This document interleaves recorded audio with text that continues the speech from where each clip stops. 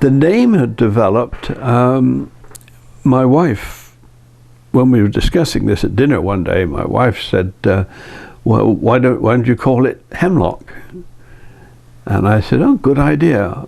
But I think we need to call it Hemlock Society to make it clear that it's not the tree hemlock or anything else. And so that's the name that we started it under, the Hemlock Society.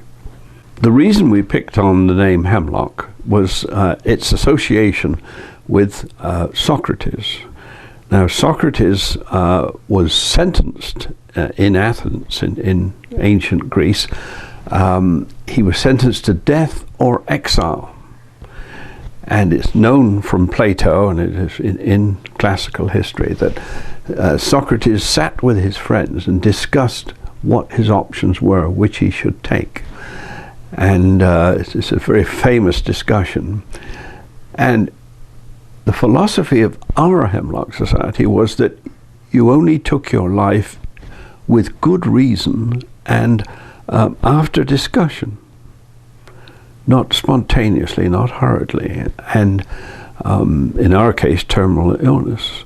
Socrates said, apparently, that he could not bear the thought of exile, living on a lowly island with nobody to talk to, and he chose death.